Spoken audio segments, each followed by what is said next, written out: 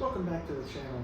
Today we're going to teach you how to build an Adirondack chair for that great summertime cookout, or if you want to pick it up for a side hustle and try to make some money on the side. This is a great chair, easy build. Stay tuned, you don't want to miss this.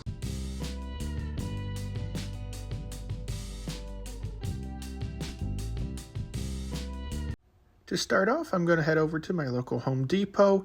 I'm going to be able to gather all the lumber that I need and the screws and extra materials to make this chair possible.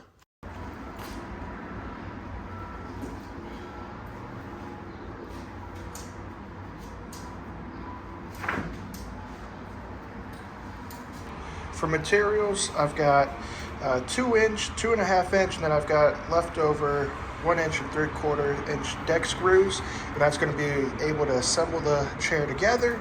And then we also have the glue to be able to withstand the elements, to withstand water. And then we've got the countersink bits to be able to put everything together and hide those screws when we put it together later on.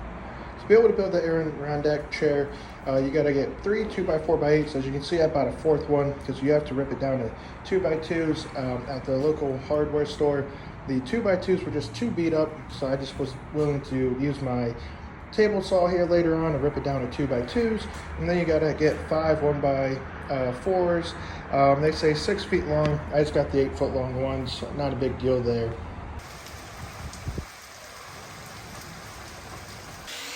Here I am starting off and cutting the back legs down to 20 3/4 of an inch with a 15-degree cut on one of the ends.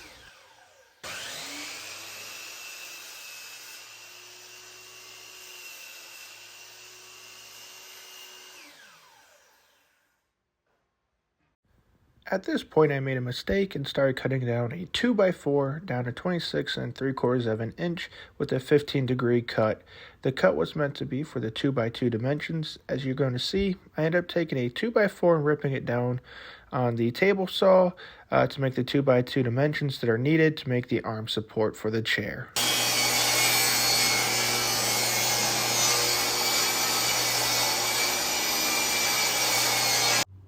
After making all the cuts, your pieces should look like this before assembly.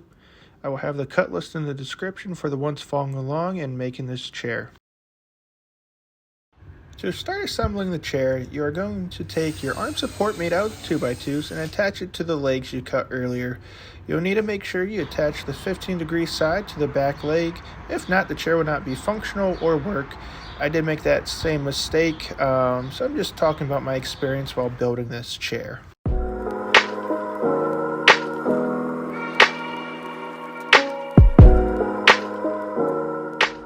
Next step I did off camera, and that is to take the stringers and make an additional cut to them so you get the proper angles for the seat slats to sit on. To do that, you will cut the opposite side of the 35-degree cut and make it 15 degrees, and will then make an additional cut at 2 inches. After doing that, you will attach the inside of the base, make sure it's the opposite of the arm support, and then you'll need to line it up 2 inches away from the edge so that can give you the proper seating adjustment for those slats to sit in there correctly. Today, Junior!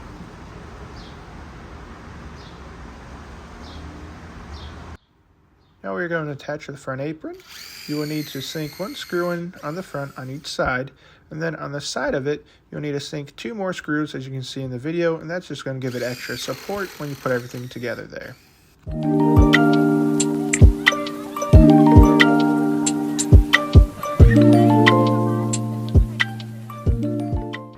Time to assemble the seat slats. By doing this, you will screw them into the stringers.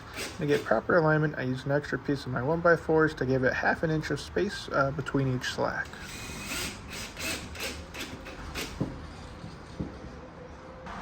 Here I'm attaching glue to the top sides of the arm support. That's just going to give it extra durability, but you're also going to see I'm going to come in and sink 2 more screws in just to make sure it's going to last over time and it's going to hold with any type of weight put on there. You're not going to have any issues. For those that may say, hey, how did you do the back piece? It's very simple. Attach your 1x4s to your back apron and your back support pieces. That's how you do that part. But then to get it attached to the rear legs, you're just going to sink screws through there. Use a clamp. It's going to make your life a little bit easier to get the proper angles and be able to get everything screwed in without it falling down constantly. You are watching a master at work. Now here comes everyone's favorite part, is the sanding. After doing this, I've learned that I'll probably sand everything first instead of doing it at the end. It's just a little bit harder to get between the cracks. But then really at this point, after sanding everything down, you can stain it or paint it whatever color you like, and just make sure it's outdoor stain or paint so it can withstand the elements, especially the rain, with being the summertime, and helps just prolong the life of the chair. I want to reach 1 million likes. So please sarapakarai.